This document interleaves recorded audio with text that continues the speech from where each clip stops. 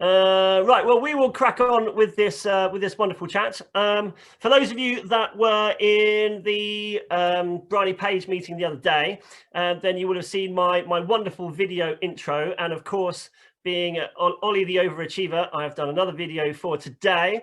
So I'm gonna, don't laugh at me, Lily. Don't laugh at me. It's do you know what I mean? It's all good. Sue's really looking forward to seeing this because she hasn't seen it yet. So I'm gonna share my screen. And we are going to go with my little intro video.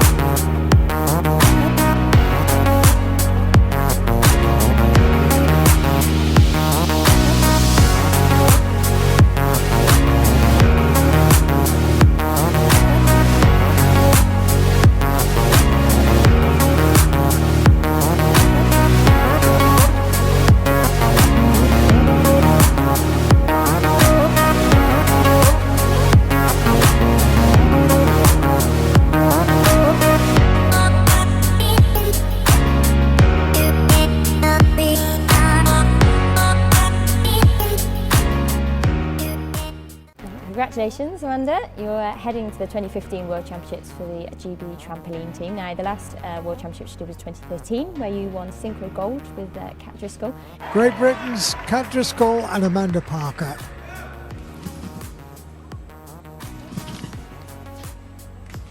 Drift opener, half in, half out piked, and Kat Driscoll's travelling. Pull it back well. Double pike kicker, slightly out of sync. Full in, full out, and they pulled it back together well. Great Britain take gold, China silver, and Ukraine bronze in women's synchro. Happy smiles.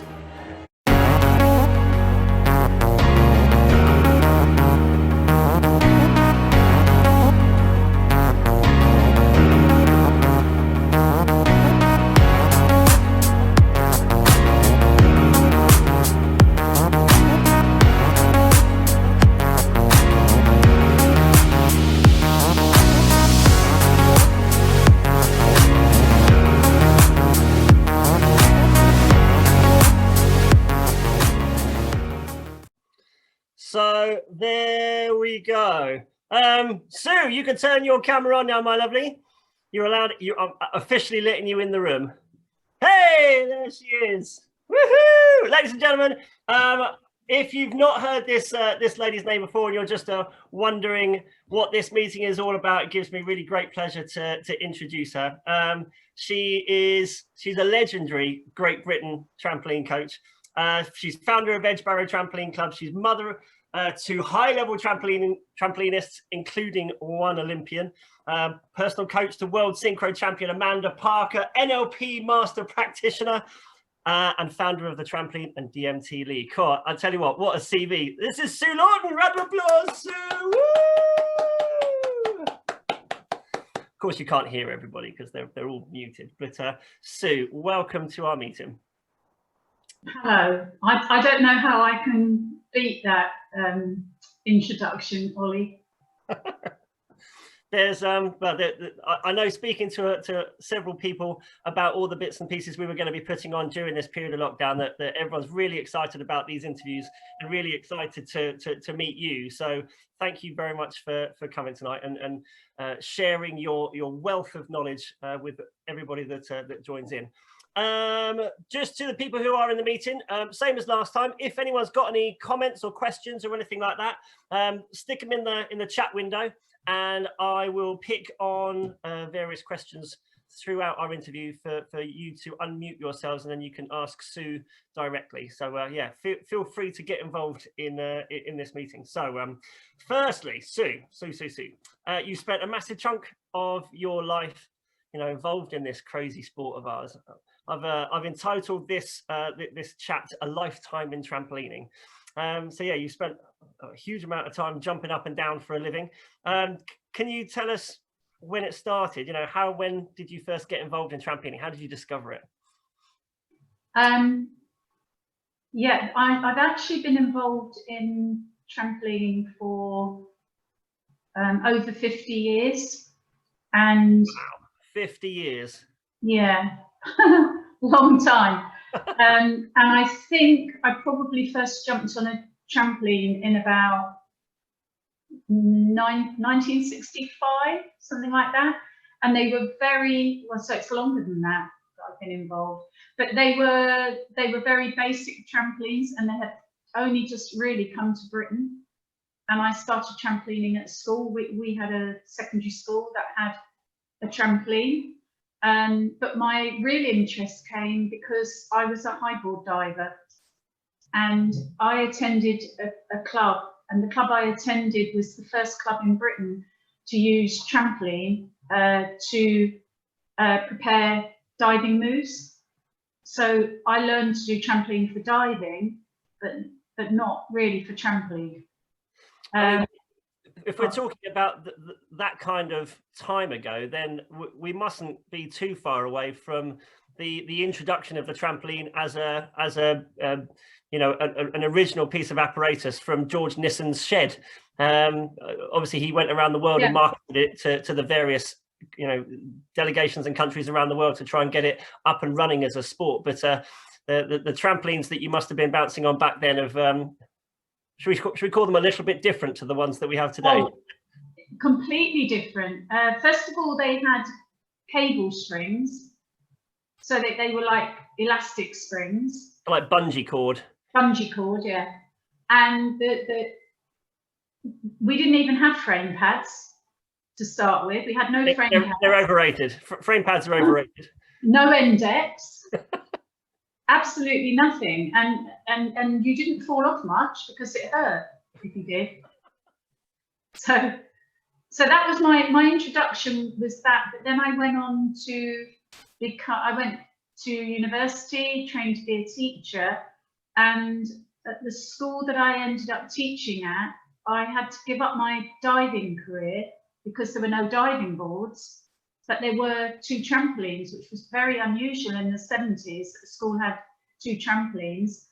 And because I'd had to give up my career, I got a lot of pleasure from teaching trampoline to the school children. And that's when I started taking all of the sort of, what was then British Trampoline Federation courses to become a trampoline coach.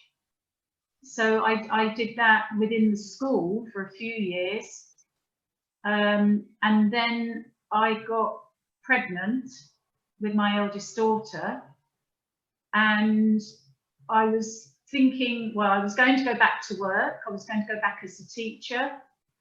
Was just getting ready to go back, and I then found I was pregnant again, and I had 2 babies in just over a year. And I really didn't feel I could go back and teach and leave 2 babies, but I really enjoyed coaching. So I think at the time I was only the 2nd professional coach in Britain for trampoline. The first was a guy called Brian Phelps, who ran Olga. And I became a professional coach. I needed to work, I needed to help bring money into the family. So I thought I might as well do something I enjoy doing and earn from it. And that's how I became a professional coach. So that was in 1979 that I started. So actually, the next question that I had on my list was, there had to be a crunch moment for you to turn yourself from being a passionate fan into a career coach, and ultimately into you know, the level of coach that you are now, which is IPC, an international performance coach, which is you know, when you walk into a room of trampolinist, everybody sort of does this to you as you kind of walk in. I don't need to do, but yeah, that's the crunch. Was that the crunch moment, the 2 children, and you're like, I can't go back to doing this, so but this is actually a really cool idea. Yeah, the crunch moment was, I need to earn money to put food on the table, but I can't go back to teaching all day and then coaching in the evenings, otherwise I'll never see my babies. So what do? Okay, I'll make a living out of coaching, and then their dad would have them in the evenings and weekends when I was coaching, and I saw them all during the day. And how did that go? I mean, having done full-time coaching in the discipline of trampoline, it's hard. It's hard now, you know, when there are trampolines widespread throughout schools, and the universities have all got them, and you know, there are lots of various clubs dotted around the country that you can go to, and you can be a coach in multiple clubs. But back then, how was being a career coach at that sort of period of time within the youth of the sport? To be honest, it wasn't a full-time job. So it was maybe that I coached 3 evenings a week, a Saturday morning and a Sunday morning, so I could fit the family in around it and earn enough food money. And the local, at that time, I lived in Hemel Hempstead, and the local sports centre, Decorum, I set a club up there. But by the time the children were 1, and my first 2 were 1 and 2, I'd moved to Bracknell, which is where Edgbarrow was set up. So I think when they were about 3 or 4, I set up Edgbarrow at a local sports centre called Edgbarrow. And so I got a couple of questions about that. You're very good at. Have you got a copy of my questions? Because that was going to be my next question. So if Edgbarrow came about then, was it easy to start? Did you come up against any barriers? And here's a question that I've genuinely never asked you this question. Why did you call it Edgbarrow? Okay, so which I effectively refer to as wheelbarrow, which I know you don't like. I think at that time, and probably even now, I must have been the most annoying person on the planet. I went around to all the local sports centres when I moved to Bracknell, because I needed to get work again to put food on the table. And I went around to all the local sports centres, and nobody wanted me. They didn't want me. There was a club in Wokingham called St Crispin's. And at that time, I was what was called a senior coach under the BTF system. And I was, you know, I was quite highly qualified. They didn't want me. They didn't want me to coach at their club. And I was just any no friends. And in the end, I found this little sports centre in a place called Crowthorne, which is just outside of Bracknell. And the name of the sports centre was called Edgbarrow. And it was a school. There was Edgbarrow School, and the sports centre was a school and community centre. And the manager there, who has remained a friend for the last 40 odd years since we've set it up, he gave me a shot. And they had 2 really old-fashioned little 77A trampolines with cable springs, and that's what I started the club on a badminton court. So because it was an Edgbarrow Sports Centre, because the manager had given me a chance when nobody else would, I called the club after the sports centre, and it gave them a bit of publicity, particularly when we became world class. And we kept the name, and even when we moved into our current venue, which is Bracknell Trampoline Centre, the club kept its name, because, you know, when people help you out, you want to help them back. So that's where the name came from, and that's how the club was set up, in an obscure little sports centre. Oh, that's brilliant. Brilliant. I didn't know, I honestly didn't know any of that. So as Edgbarrow has progressed, obviously it's gained loads and loads of success, and it's been around for a good chunk of time. What's sort of brought you the satisfaction that running a successful club as it is now? What sort of, how does it make you feel that you've got this sort of club underneath you that works so brilliantly and produces such amazing trampolinists? I think for me the art of trampoline is more interesting than the science of trampoline. So for me, I'm quite a creative person, and I was able to indulge my creativity. My love is, to me, it's like dance in the air, and the more beautiful it looks, usually the better it is technically. So I think the production of something very beautiful that was accessible to many, that was very cheap in comparison with, you know, if you wanted to have a half-hour lesson on the piano or a tennis lesson or a golf lesson, that we could give trampolining very cheaply to a lot of people and create something very beautiful for them and for us as coaches. And that's what I think has sustained me all this time. Mm. Oh, brilliant. So what's the future for Edgbarrow? I know that, and you mentioned just now that you're in the Bracknell Trampoline Centre, but that's attached to a school, isn't it? So despite all of this COVID malarkey that's going on right now, I understand that you're looking further afield to take the club to the next level again. Do you want to tell us a bit more about that? When we moved into Bracknell Trampoline Centre, it was with the council's blessing, and they helped us get the building and the lottery and the school, and it was to do a whole community project, very much like yours, I think, where we gave the community recreational trampolining, we did parties, we do disabled, we do a lot of disabilities, homeschooling, stunt, and then we've still got Edgbarrow training as an elite club. But recently we've lost access to the venue and we're having some difficulties, so we could be moving. I thought we were sort of there for life, but we could be looking to move again. The club it used to be very top heavy with older performers, but clubs all go in cycles, as you know, and you end up, your older ones all kind of leave at the same time, and then you rebuild with your little ones, and then you take them through for the next 10 years. And I think that's where we are now. We in the last few years, we've lost a lot of our older people because they've gone on to get careers and they can't train for long. You know, training's very hard if you're following a career. And we've kind of got a lot of little ones coming through now, and that's really exciting. So what sustains us, I think, is this movement we've gone through. In 40 odd years, we've probably gone through 5 or 6 generations of trampolinists and brought them up and through, and then they go on and they come back and see us, and then the next lot go through, and it's just like a life cycle for a trampolinist.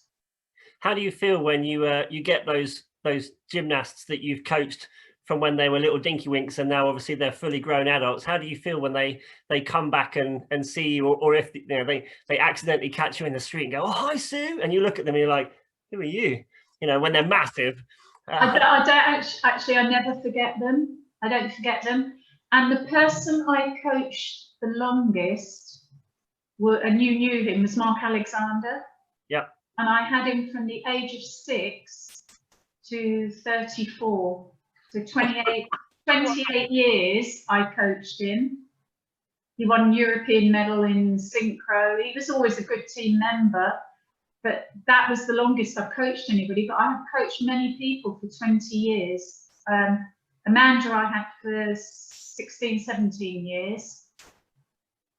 So they become part of you. So you don't ever forget them, but you do.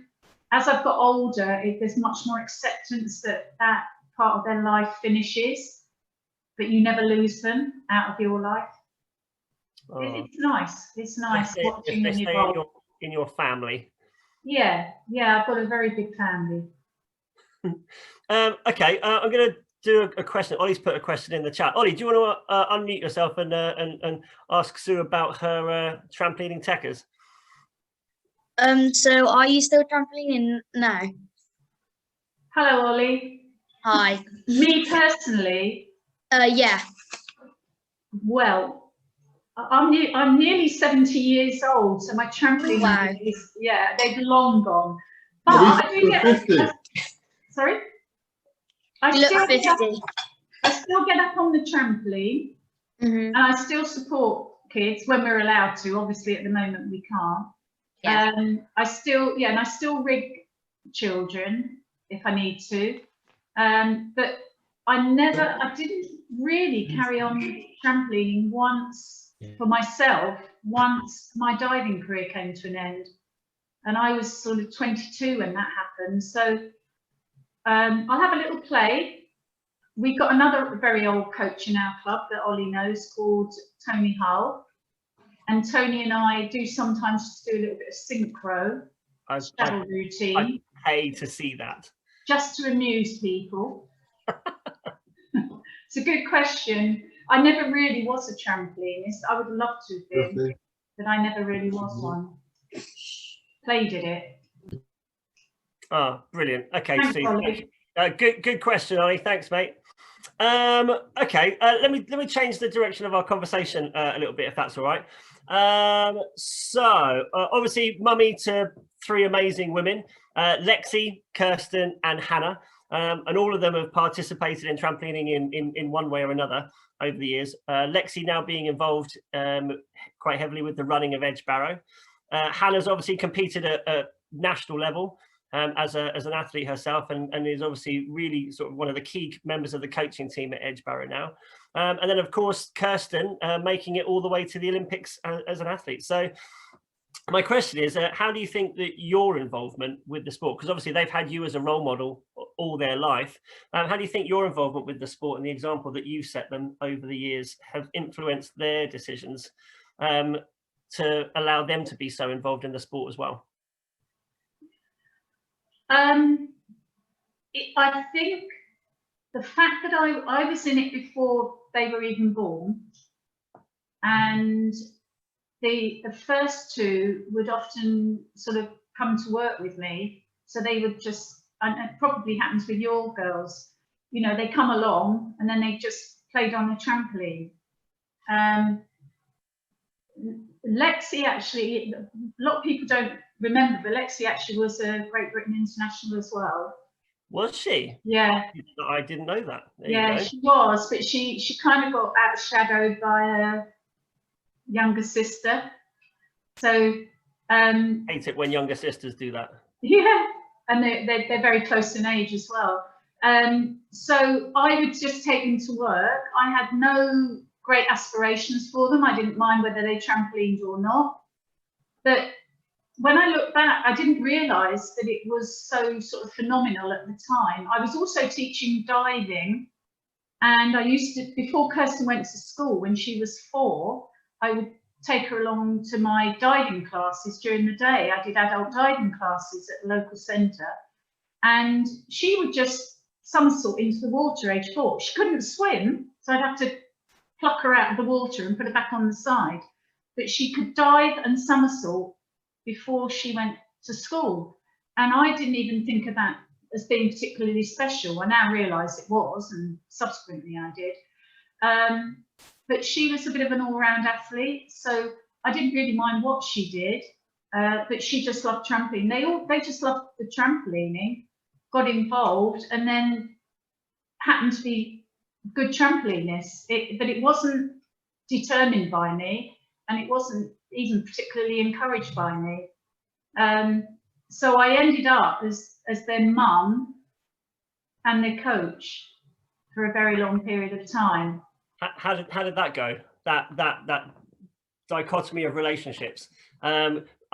Speaking from my own perspective, my children, they think that they love me coaching them, but actually, when we get round to it, when I go, please do this, I usually get a lot of attitude back, which doesn't really go down that well. So how did you separate being mum in one part of your life and then coach in another?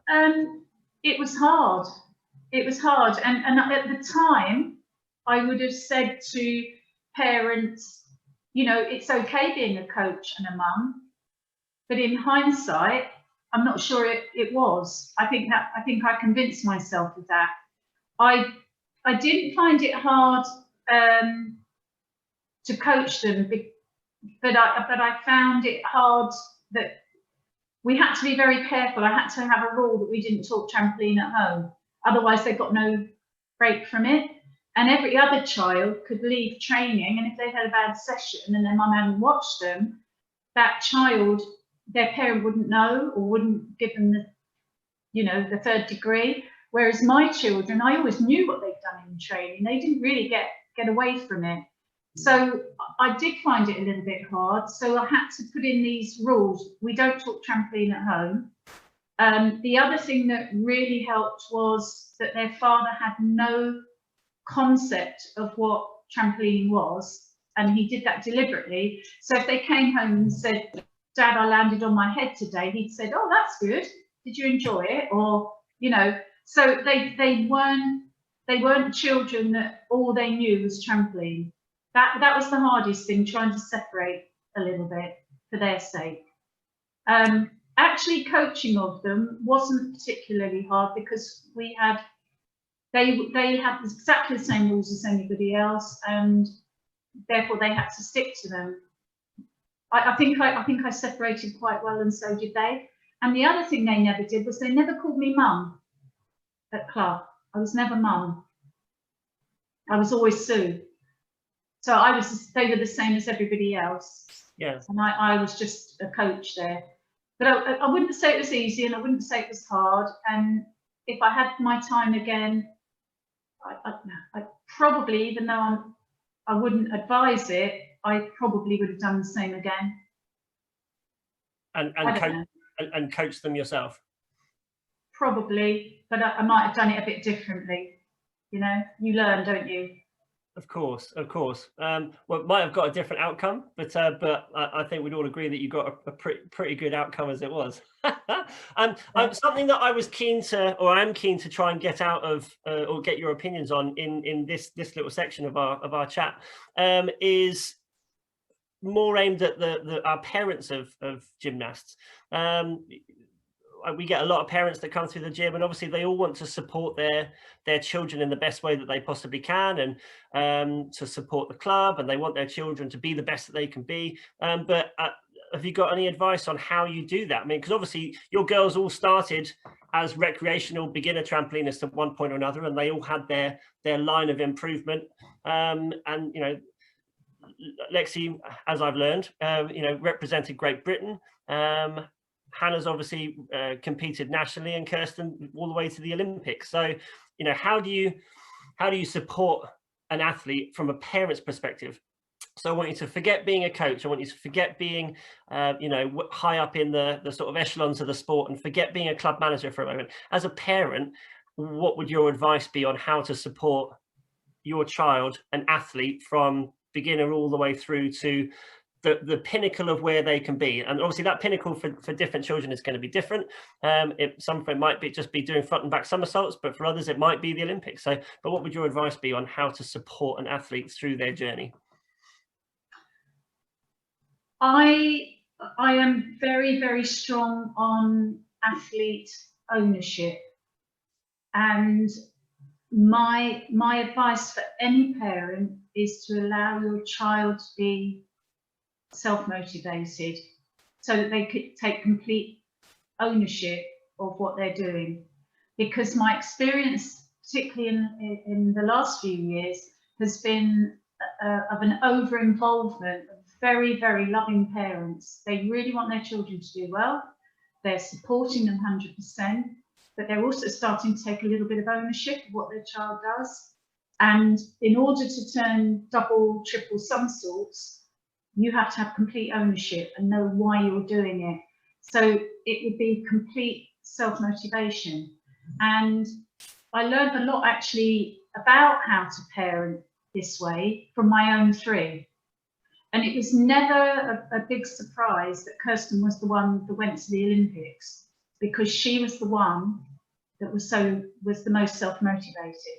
She was the one that would do stretching and conditioning without anybody having to tell her to do it. She would go the extra mile because she was so committed and dedicated.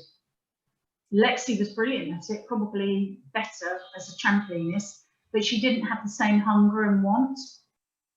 So she went as far as she was going to go. And interestingly, Hannah became a professional dancer, and that was completely self-motivated, because she really wanted to do that. She had, because I was working in the evenings, she had to sort out all her own dancing and had to do it under her own steam. So what I learned as a parent myself was that children have to be completely self-motivated. What makes a good parent is one that supports them 100%, but doesn't actually get involved in the nitty-gritty of the actual training.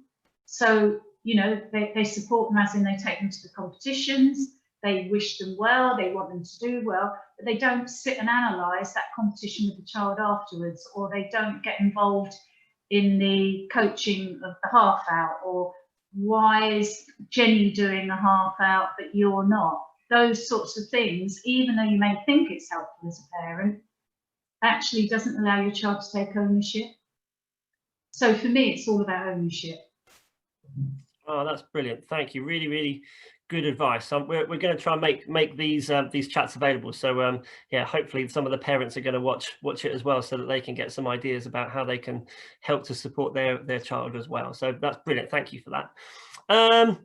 Okay, if it's okay, I was wondering, can I move on to Amanda Parker? I can recall going to my first ever international trampoline event, and it was being held at Bracknell Leisure Centre. I mean, we're talking donkeys years ago, and Amanda was guesting at that event. So it was her first ever international event representing Great Britain. Although she was guesting, she wasn't part of the team. She was just appearing as a guest. I mean, 2001. Oh, I couldn't tell you. What I can tell you is that she looks super young, super nervous. And she did really well. She you know, landed all of her routines. They were clean and all of that kind of stuff. So that was great. My question is, when did you know? Obviously, you've coached her for the majority of her trampoline career. I mean, when did you know that you had a world beater in your gym? Was it before that competition or after that competition? I didn't coach Amanda until she was 16. Amanda was coached by a lady called Sue Skinner from Twisters, and I ended up I landed a job for British Gymnastics as a high performance coach for the east of the country in 2003, 2004. And I think I did it for a couple of years. And what it meant was that I went round all the clubs in the east of the country, and I worked with the talented people in their clubs. And at that time, Kirsten had was training for the Olympics. Gary Smith, who's now one of the Fiji coaches, he was training for the Olympics at Jumpers in Gillingham. Yeah. And I picked up Gary, so I would go and I would coach. I had the pleasure of actually coaching Gary for 2 years leading up to the Olympics, twice a week. Then I would go on from Gary's club round the M25 and pick up Amanda's club in Southend, because she'd been identified as a potential and she was starting to hit the youth team at that time. So I coached Amanda a couple of times a week. Then at 18, she went to university at Brunel. So she transferred to Edgbarrow at that time. And that's when I began coaching her full time, because at that time we were a high performance centre for British Gymnastics. So then I started coaching her full time. So she was pretty much an adult by the time I got her full time, but her form wasn't that great. But what was different about Amanda from probably anybody else I've ever coached, I can't actually say this about anybody else I've ever coached, Amanda had no fear, absolutely no fear. And she would, if she wanted to do a move, supposing she'd never done it before, she could stand in a corner, visualize it, work it out, get up and just do it. And I'd never experienced coaching somebody like that before. Paul Smith was similar. He could do the same, but he had fear in his trampolining. Amanda had no fear. And it's been a unit. I've probably coached hundreds and hundreds of people, but I've never met anybody like her. And what wasn't natural for her, we had to work on. So you may remember in the early days, Ollie, she didn't really have any height. She didn't jump high. She didn't have a rebound, but she could do anything, any move in the book. So we spent a lot of time encouraging and developing what she could already do, but then making her world class. That was the international performance polish that had to go on, and then we had to do an awful lot of work to get her up to the level to get. She never really did jump as high as people like Laura, Bryony, but because it wasn't natural for her, she didn't have that natural fast twitch from the bed. We had to do an awful lot of work on things like plyometrics. Her conditioning had to be factored towards it. She also wasn't the right shape for a trampolinist, so we had to sculpt, and literally sculpt her body. We had to get. Go on. Were you going to ask something, Ollie? Oh, can you hear me? Can you put your thumbs up if you can hear? Yeah, we can hear you. Ollie's frozen. Ollie's got lost. Yeah, I think I was frozen. It's great. We get some peace and quiet for a bit now. That's really mean. Yeah, Amanda didn't have the right body shape for a trampolinist. She was quite round, and she was quite very muscular and quite round. And we had to work at body sculpting, which meant we had to give her a lot of weight training that was very low weight, high rep, so that we didn't build her muscles. We got a nutritionist involved who worked on her diet so that we could work at parts of her body that needed reducing, bulk up other parts. It was quite an art to get her up to looking, when she got on the trampoline, that she would actually look like she was supposed to look, and not like this little tiny round trampolinist. We had to develop her personality to portray, so that when she jumped with Kat, she was about 6 inches shorter than, what's that, 10 centimetres? Smaller than Kat, but when she was jumping in synchro, you wouldn't be aware of it. You would just think, oh, there's a good synchro pair. We had to build on other parts of her performance. What I never had to build on or do anything with was her ability to get up, jump, do, and learn. That was phenomenal. And actually, in my experience, that's unique. Brilliant, brilliant. How did her successes and failures, because there's no perfectly linear curve where you win everything and everything is perfect and everything is peachy looking through your rose tinted glasses. How did her successes and her failures along her career make you feel as her personal coach? And is perhaps an interesting question to ask, are you satisfied as her coach with her career, and how successfully she's achieved, at high level along the way? I've said to you before, Ollie, I never have an outcome as a goal. The goal for me is for somebody achieving their potential. And I think Amanda still had more in her. There was still more to come. But that would never make me, for me, I didn't coach her to be a world champion. I coached her to be the best she could be. And if in doing that, you are the best in the world, it doesn't get much better than that. But if she hadn't have been the best in the world, that wouldn't have affected me in the slightest. But yeah, I guess it's really nice to say I coached somebody that became world champion.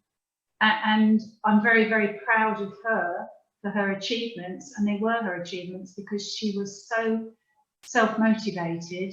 I don't believe, we had a good connection, we had a good coaching relationship, but she may well have achieved that wherever she went. My job was to facilitate her, and one of the most important parts of my job was to facilitate her retirement. So, you know, you don't just take somebody through, build them up, get a world champion, and then it's, oh, you know, see you later. You have to work facilitating them as an adult and into retirement, and how you do that. And the last week of Amanda's career was amazing. She retired at the end of August 2016. We had done an overnight sleep in the gym for the Olympics to raise money, sponsored sleepover and bounce. We had a big screen up. We'd all sat in the gym and watched Bryony win her silver medal. And Bryony and Amanda trained together for years. They were great friends. I'd helped coach Bryony on the Great Britain squad. So we were absolutely thrilled by that. And then I think Amanda had a week and a half left. And her goal for that week and a half was to do full in half out trick, Miller, full in half out trick, tucked and piked, and Miller, because we'd never really had time to do it. And what's a Miller? Triple twisting double back. Easy. Which at the time, not many women were competing. And was she successful in that quest?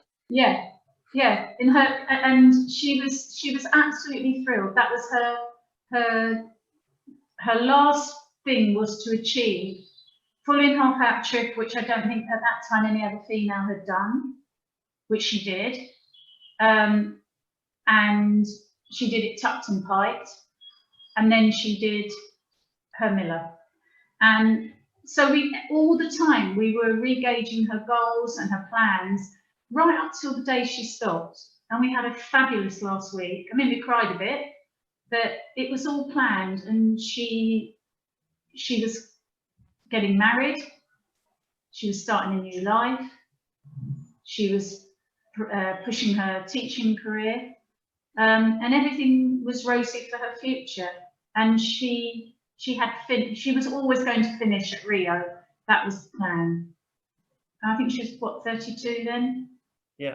So she had I kind of coached her for half her career, and SUE had her the first few years. Oh, brilliant. Oh, brilliant. Thank you very much for sharing all of that about Amanda. I want to move on to a different topic, if that's okay.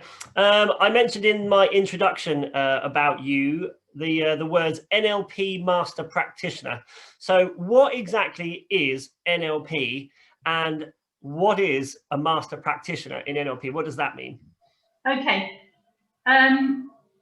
It's rather difficult to explain what NLP is. The N stands for neuro, the L stands for linguistic, and the P stands for programming.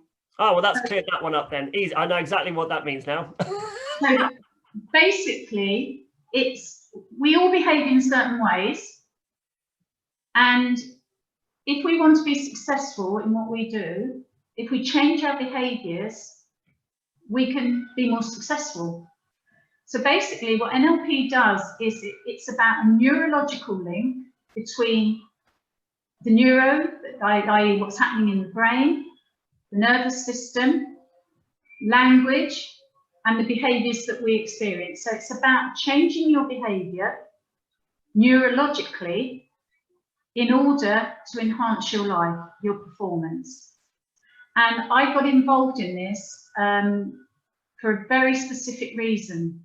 And it was purely to enhance my coaching, because I registered very, very early on that everybody I coached learned in a different way. How were they learning? Why were they learning? What were they learning? I noticed that some coaches only coached in one way. And if you only coach in one way, you only appeal and get through to only a certain number of people you're coaching, because the others need something different. Yeah. And what was a key for me way back in about I'm saying probably pre-1990, was a girl that I coached that could never feel what she was doing. And I didn't understand it. At that point, I did not understand. I would say, her name was Samantha. Do you remember the Armstrongs, Ollie? Samantha and Victoria? No. Okay. They were probably a little bit before your time. I'm only 23, so, you know. Yeah, I know. So Samantha, I would say, okay, you're going to squeeze your tuck tighter. Squeeze your tuck tighter, Samantha. And she would squeeze it tighter. And then I'd say, did you feel that? And she'd say, no. How does she not feel it? How does she not feel that she squeezed her tuck tighter? When I was diving, if somebody said, squeeze my tuck tighter, I would feel it, I would know it. And it took me a while to twig that she wasn't being obtuse, she wasn't being rude, she genuinely didn't feel it. She thought it. And she didn't feel, but she thought. And then other people would use vision more. And being a coach to so many different people, you have to coach according to how they receive information. So that made me really interested in communication. So NLP is about communicating and efficient communication. How can I communicate with my trampolinists to help them to be better? How can I deal with problems that they have, move issues that they have? How can I do that?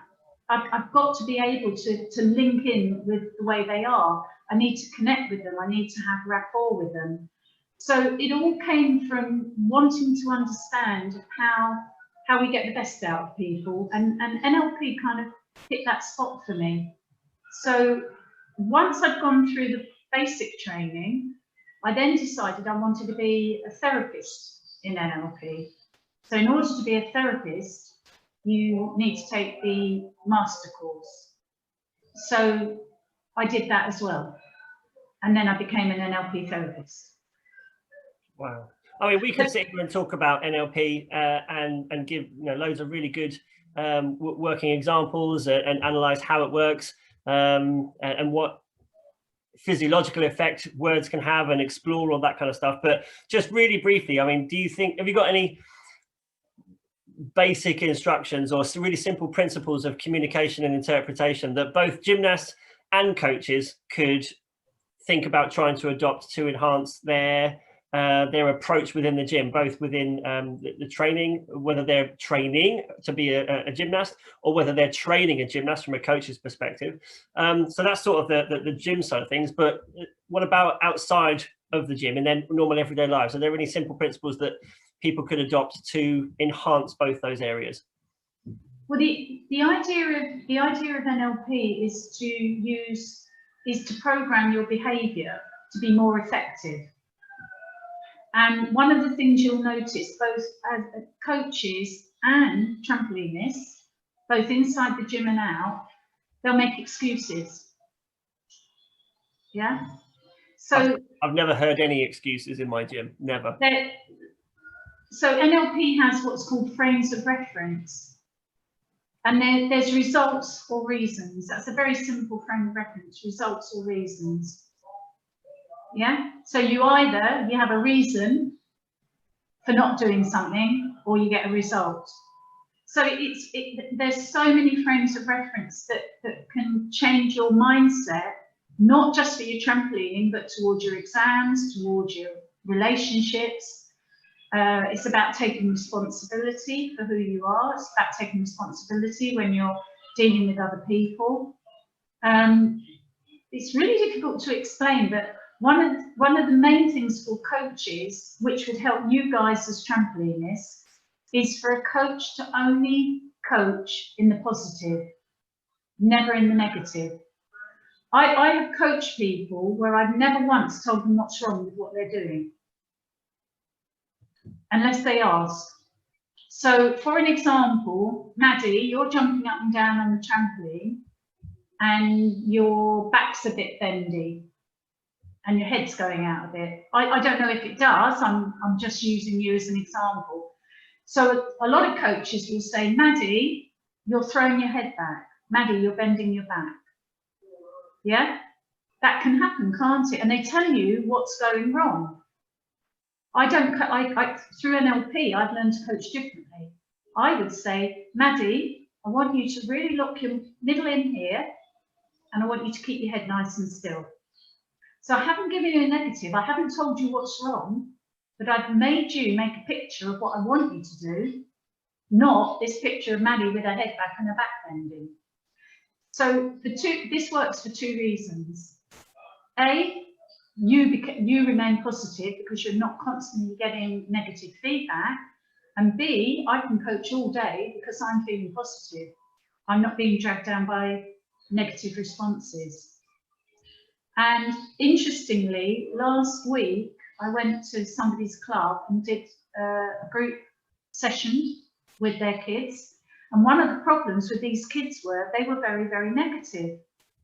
And every time they finished doing something, they personally picked out what was wrong with it. And I made them turn that around. They weren't allowed to say anything negative. They could only pick out something that was positive about what they did, because we get really weighed down. Do any of you get really weighed down with what's going wrong, not what's going right? And you know what? Compared with my dead granny, you turning a somersault is brilliant. However inefficient your somersault is, that's a success, okay? So we work on the basis of always giving a positive, otherwise you get paralysed. It's called paralysis by analysis. You analyse what you're doing, you pull yourselves down. Sometimes your coaches give you what you've done wrong, and it's all a negative spiral. Neurolinguistics is about the opposite of that. It's about taking responsibility and changing your behaviour and giving you, there's lots of different little tips and tricks you can do to change your neurology and change your physiology into being positive and changing your thought processes. So that's what I work on a lot with people. And sometimes you get whole groups of negative teenagers. Have you found that, Ollie? Joe's going, no. No? Yeah. Well, you can do.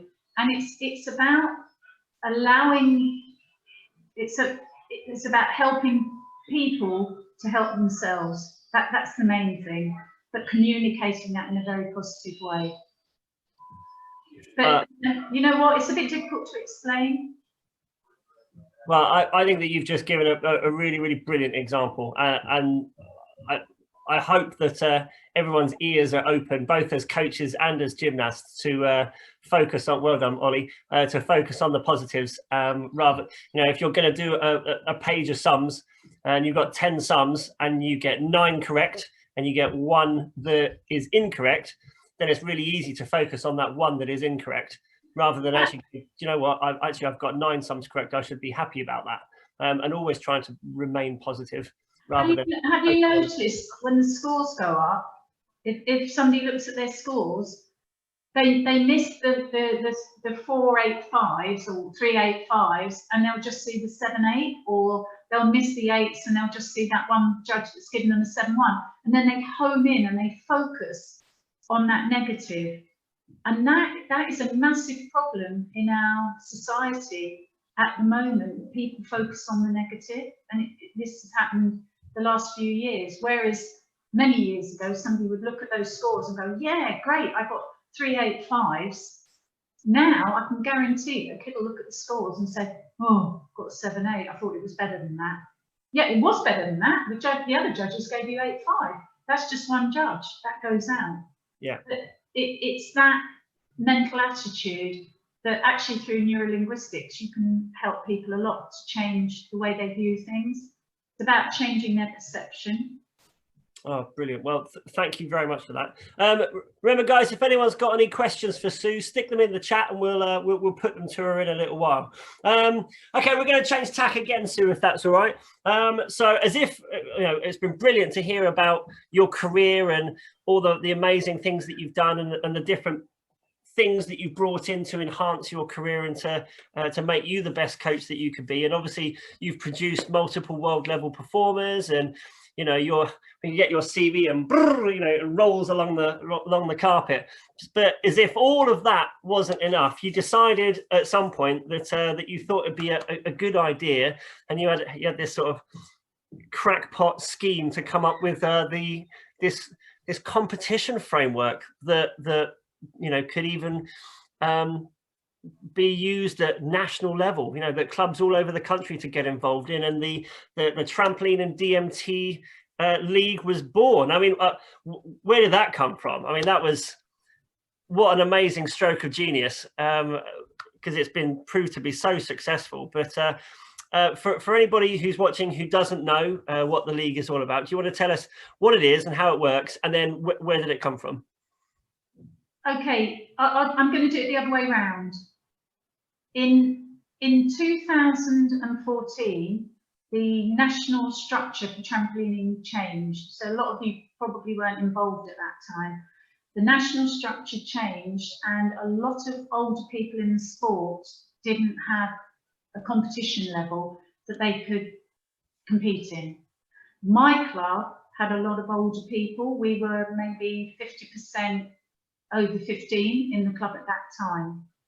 And they had nowhere to go. They had no real competition. So myself and another club decided to set up some competition between us, just to give them something to work for. And then other people heard this and they said, can we join in? And then more people heard it and said, oh, we hear you're doing competitions, can we join in? And this was Wayne, who runs Heart of England, and neither one of us actually particularly wanted to set up anything. We'd already done our bit for British Gymnastics, and we've both been competition secretaries and run events for them. But we realised that our older people, we were going to lose from the sport, and we wanted to keep them in the sport because they become our coaches and our judges in the future, and they enjoyed doing what they were doing. So we put an email out, and within a week we had 100 clubs wanting to take part in the league. And the idea of the league was it was supposed to be fun. It had levels, ability levels, so it didn't matter whether you started when you were 15 years old, there would be a level for you. Whereas if you went into the British Gymnastics structure at that time, if you were 15, you were having to do something quite difficult. So we had what's called an ability structure in the league, but there were 3 levels. And it was supposed to be fun. It was supposed to be to accommodate mainly the older people in the sport. And we had no idea how it would grow and become what it did. We genuinely didn't. It was all about providing some competition for older people. And then, of course, if you're providing it for older people, you're going to put the younger ones in as well, because they're going to want to go. And then people started to say, well, can't we do this and can't we do that? So we added that in. And before we knew it, we were doing great big posh finals in velodromes, and it kind of grew on its own, really, didn't it, Ollie? You were with us from the start. Yep.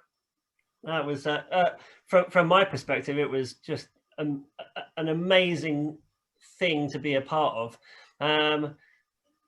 Like you say, from an email out to clubs going, you know, does anyone want to be involved in this weird idea that we've come up with, to going to these amazing Olympic venues, you know, and massive velodromes, and, you know, venues in the Olympic Park and whatnot, to go to these places and to have gymnasts from clubs all over the country competing against each other. And it was really interesting to see and feel and experience the very different atmosphere to the traditional events that everybody had been to previously. And I don't really know how that came about, because it's the same thing. You know, it's still trampolines in pairs with some judges sat up there and someone in a sparkly leotard having a bit of a bounce and some scores being held up. It's the same thing. So why was it so different? Because it was very different, because it was a different psychology. The psychology where you have to hit scores creates stress. The psychology where you end up getting a 0 even if you've done 9 moves of your routine creates stress. The psychology of league, which is why we try to have very few rules, is that it's literally dependent on your own performance and where you rank. And even if you rank as low as number 32, I think it is, you can still get a point to go to the finals. So it's about keeping the rules very low, trusting people to enter the right level, putting very little in to upset people or create stress, and nothing rides on it.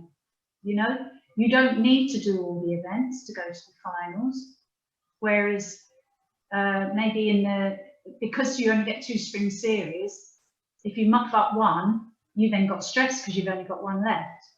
But at that time, you were doing four league, and you only needed 2. So the pressure was completely different. The whole atmosphere was different. It was more about celebrating people being able to get up there. And what's exciting for us is we've got people like Sarah Moore, age 49, 50, still competing in league. And then we've got kids of 9 competing in league. And you'll never get that mix anywhere else. So did you ever think that when you're drafting that email to send out to clubs, did you ever think that it would evolve from this crazy idea in your head into the, amazing and massive machine that it is now? Ollie, I seriously don't think I've ever thought of anything in my career. Things just happen and I do them. I don't actually plan anything. I've just gone, oh, it's nice coaching this person. Oh, that's great. They've now done well. They've made the British team. It's never been about, I didn't plan the league as it was. I never thought it would end up like it did. There was no plan. It was just to provide a service for people that had lost their events. And it's lovely the way it has evolved and everybody that's involved in it and how good the team is. And, you feel quite special being part of that team. I know you do when you're doing the announcing, and it's brilliant. And we're giving a service to people. But no, if you told me 6 years ago, this is what it would be now, I would be saying, what are you talking about? There was no plan. I know it sounds like there was, but there was no plan. I don't know about anybody else that's in this meeting. I just find it hard to imagine Sue Lawton, sliding on the seat of her pants down the hill of life, slaloming between, one activity to the other, and screaming woohoo at the top of your voice and just grabbing what's speeding past you, and you just happen to be cherry picking these amazing things that all come to fruition. It can't be. It can't be that random. That you're saying you're not planning anything, but it genuinely has been. I probably wouldn't have ended up a professional coach if I hadn't had 2 babies in just over a year. It's all been sort of serendipitous and fortuitous, but I really didn't. None of this was planned. It's been great. It's been a great journey, but it's not been planned. I'm going to bring Lily in right now. So if you'd like to unmute yourself, you can ask the question to the boss. There you go. I was wondering whether you could get that commentator that you have that wears a terrible red suit to stop wearing it, because it's actually really embarrassing. I think he needs a different one. Don't you agree? Can we mute him? Do you know what? Ollie's flamboyant dress is exactly what the league's about. Yeah. And whilst I wouldn't wear it. Very diplomatic, Sue. I do believe that Ollie's style and his flamboyance is exactly what we love at the league. Yeah. It's about fun. So let's see his suit as fun. I agree. I love the league. I think it's great. Good. Thank you for your question, Lily. You're welcome. We'll have words later. Sue, so final question on the league. So bearing in mind that your role, your specific role within the league is all about governance. You once the competition is running, you don't get involved in or you have minimal involvement with the actual running of the event. You've got a facilitation team of people that make the event happen. but your role with the league sits behind the scenes, which is all about governance, making sure that everything is in place for everything to work, and that you've got the right people in the right place doing the right thing at the right time to make the league happen. How do you think that an active role in governance and volunteering within any area of your life, but obviously we're talking about trampolining, so volunteering and governance within trampolining can benefit any young people or perhaps young coaches who might be watching this? And do you think that it has to be on such a grand scale as the league, or can that approach to being involved in governance be brought down into a much more local level, much more personal level, to benefit young people in their development? Whoa. That was a long question. I'll shorten that for you. So what do you think about people getting involved in governance of things and volunteering their time in the organisation of activities for others? Okay, I learned a very hard lesson many years ago. I was very, very annoying. I was very enthusiastic, and I really upset people when I first came into the sport, because I would want to be involved in everything, and then I would tell people that have run competitions for years how to run them, and I was very annoying, but I didn't realise at the time. So I think that once I realised how annoying I was, and once I tempered the way I was in trying to become involved in things, it actually gave me something that maybe others who weren't so annoying didn't actually understand. And that's, if I see anybody that I think has the capacity to contribute to something or be involved in something, however annoying, however batty, or whatever they are, I'll encourage it. So at a club level, I think everybody can get involved at a club level. And if somebody even comes up with an inkling of an idea, I'll encourage them to carry it out. Or it doesn't matter how simple it is, it can be very, very simple. And if people, we had a dreadful competition up in South Shields a couple of years ago, where when we got there, the heating was attached to the swimming pool, and the swimming pool had been demolished, so there was no heating. The cafe ran out of food at 10 o'clock in the morning. I was using a karaoke microphone. Ollie, you didn't go to that one, and I ended up having to do the announcements. We had a karaoke microphone because I bet you did a better job. Yeah, no, I didn't. The PA system was down at the seafront because they had something that they had some big parade going on that they borrowed it for. And not only that, the trampoline, the lorry carrying the trampolines had broken down. They didn't get there till 1 o'clock in the morning. That's when we were setting up. Beishman, who was our physio guy, paramedic, he'd encountered a dead body on the way up. Andrew's flight had been cancelled.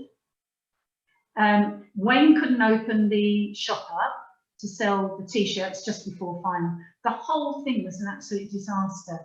And we got this amazing email from this lady, absolutely pillorying us, just laying into us. It was dreadful. It was too cold. There was no food. Nobody could hear the announcements. It sounded like a karaoke microphone. And it was. And there was this massive complaint for her on behalf of her daughter, and they didn't think that they were going to go to the finals. And I thought, what can I do here? Actually, every single thing she complained about was absolutely true. She was right. It was dreadful. The actual competition went okay. Everybody was frozen, but it went okay, and we got through on time. So there were some benefits. So, it's a long old haul up to South Shields from the south of England, isn't it? As you guys know. So I really thought about how to reply to this massive complaint. And I went back and I said, you're absolutely right. And I kind of gave her the lowdown of what we had dealt with, but, you know, we were pleased that the competition had gone well. And then I said, you know, she was struggling with audience participation and then getting information and all that good stuff. So I then said, it would be really good if you would consider it, if you could actually be a representative for the parents. And when you go to these events, if you could come and tell us what the problems are, and then we'd be able, we didn't realise, we were so involved in the competition, we didn't realise that the cafe had run out of food at 10 o'clock until it was about 1 o'clock in the afternoon. We had no idea because we were busy working away and not worrying about the cafe. We'd got our food all set out in the back room. So I agreed with her that it was dreadful. I agreed with her that the audience and the parents needed something and they needed more help from us, but also said that we were unaware of some of this stuff. Would she volunteer within our organisation to represent the parents? When she was at an event, she came and told us that there was a problem, then we could deal with it there and then. Or we could give her the reasons why everybody was frozen cold, you know, because the heating was broken. Actually, the heating was dismantled. It was things like that, and I put it in there. And she came back with the loveliest email saying she completely understood and she wasn't angry. She was really angry in the first email. She wasn't angry, and it was lovely that we wanted to involve the audience. She would think about being a parent representative and she would get back to me, and that her daughter would be at the finals, even though in the first email she said we ran things so badly her daughter wouldn't attend. So I never heard from her again. But what I try to do in those situations, which works well, is actually encourage somebody to become part of it and never belittle their complaint, because their complaint is very real to them. And that's how you get people involved. You know, if somebody doesn't like what you're doing, well, would you like to do it? Would you like to join us? And I mean it genuinely. If you don't like what we're doing, come and help us. Come and help us to do it better.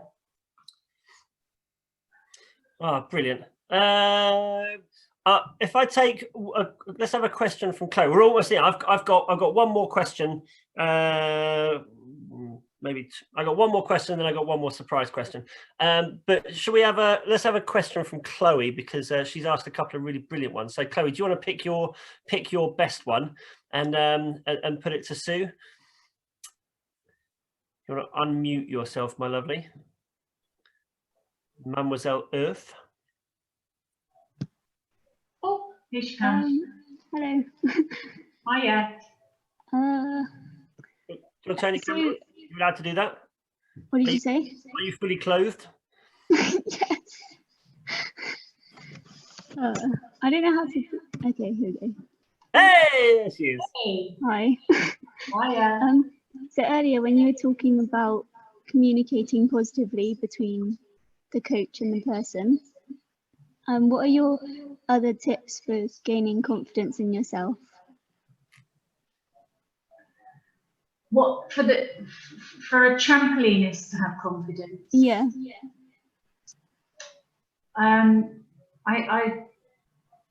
I seriously recommend what's called modelling, not modelling as in catwalk modelling, but modelling, taking a role model that you admire in the sport and modelling your behaviours, your performance, how they are, maybe get to know how they train, what they do, copy their technique, and actually start to become that. But particularly if you're lacking, do you feel like you're lacking in confidence, or is this just a general? Yeah, no, I do. You lack confidence, so you don't believe in yourself. Yeah, I just get a bit like, well, I have a bit of a mental block on backwards things, but it's not because I can't do it. It's just I'm not really confident enough to take off. So do you believe that something's going to happen if you do take off? Do you think you're going to hurt yourself, or? Yeah, kind of. So I know that it won't if I do it properly, but I just get scared that I won't do it properly. Turn your volume down. Because I don't know what's going on with my volume. It's because there's you and Oscar in the same room. So if Oscar turns his volume down, then we won't get that feedback. Chloe, as general advice, you need to have a very pathway where you're going, what you're doing, why you're doing it, and otherwise it's a bit like getting on a bus and you don't know where that bus is going. But you normally you'd catch a bus for the right destination. So although my coaching life has been pretty random and I didn't really have a plan, I always have a plan for the people that I'm coaching to help them to fulfill their potential. That goes without saying. Maybe that's why I haven't done it for myself. I do it for the people that I'm coaching. So once you know 100% where you're going, why you're going, and what you're going for, if you're not 100% sure, you then will find that you will start to build the confidence to take that journey and plan it. What I said about modelling yourself, who do you admire as a trampolinist? Unmute yourself, Chloe. I'm not good with this technology. So there was a girl called Emma at our club, and I always admired her. And is Emma confident? Yeah. You like that confidence in her? Yeah. So you model it. Okay. You model it. You start to become a little bit like Emma, and you get up there and you strut your stuff. Yeah. Yeah. And I don't know what the difference is between you and Emma. It could be that Emma's got a clearer picture, a vision of where she's going. Do you have a clear vision of where you're going? I don't know. I don't think so. That's that. When we have a little bit of lack of knowledge in ourselves of what we're doing and why we're doing it and where we're going, that leads us to have a lack of confidence. Yeah. Much easier to be confident when you know exactly what you're doing. And what you're saying about the somersaults and the taking off, that's indicative of somebody that's generally lacking confidence. Do you lack confidence generally? Probably, yeah. Yeah, a little bit. So Ollie can give you my email and I can give you some stuff to help you rather than going to a big psychological thing in front of everybody. If you'd like that, you can contact me and I can help you with some confidence stuff and about you. That's fine. Thank you. But just generally speaking, it really is about taking responsibility and knowing what you're doing and why you're doing it. Yeah. And then often that's all it takes to sort of launch you forward. So if we go back to Amanda, I always knew what her goals were. I always knew what she was aiming for. I could help facilitate her. But I think a lot of kids, when they're young, they don't know. They're not 100% certain what they're doing, where they're going. Yeah? Yeah.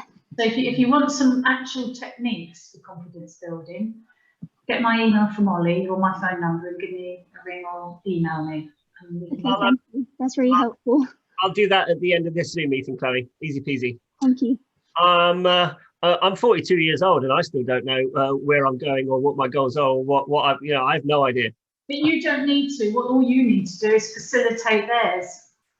I'm a big fan of that. So long. Okay, a couple of final questions because I recognise that we're over the time that I quoted, and we're taking up your valuable evening. So thank you very much. My valuable evening in lockdown, watching Netflix. Yeah, we're all super busy in the evenings now. If you had to say what you still wanted to achieve in trampolining, is there anything left for SUE LAWTON? You know, I mean, listening to your talk tonight, there's been so much that you've done. I mean, and it must have been a wonderful life, you know, wonderful experience. But is there anything left in trampolining for SUE LAWTON to achieve? I don't know till it happens. So does that make sense? I don't, because I never planned any of it in the first place, I haven't realised that that's what I wanted to do until after I've done it. So are we still on our slope of life? Yeah. Sliding down, waiting to see what's approaching next, so we can pick that one up next. Yeah. So, you know, I'm heavily involved in the Tramp thing, which has grown out of coronavirus. So virtual competitions. The online submission of videos to include as a competition format. Yeah, and that's excited me during the first lockdown, getting that up and running. I would like to see my club and our community, our trampoline community, secure. So that could be helping towards getting a building like you've got. We were very inspired when we came down to see your building, but we realised that we need to perhaps do it out of coronavirus times. Yeah. I'm writing a book. Are you? Ooh. Yeah. I'm writing a book, and it's kind of a book, it's not trampoline technique, but it's more sort of psychology. What's its working title? I think it's something like Mind in Motion, or I don't know yet. It's quite early days.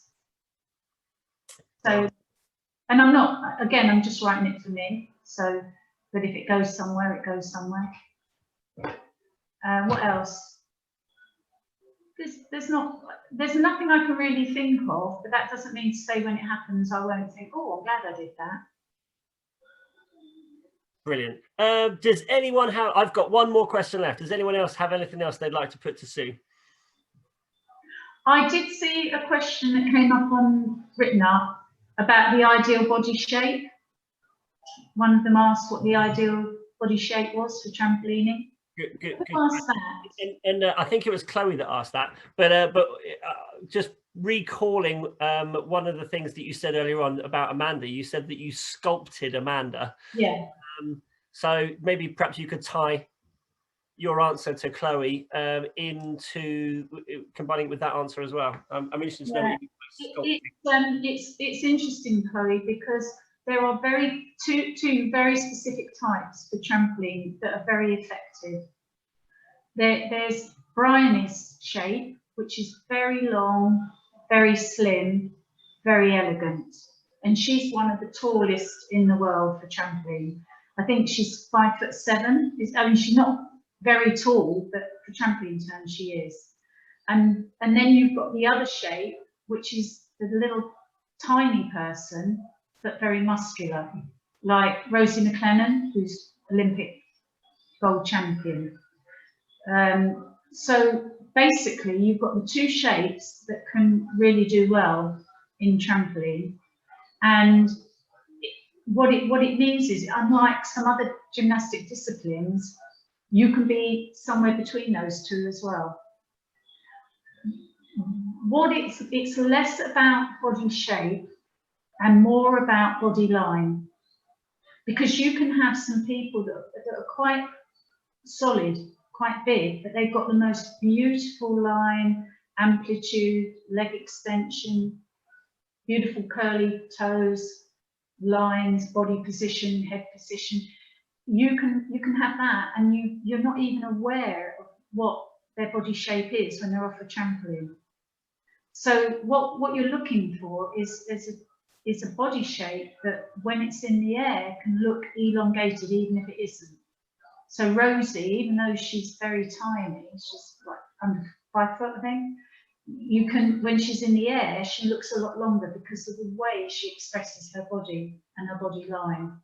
The body line is harder to get than the actual body shape.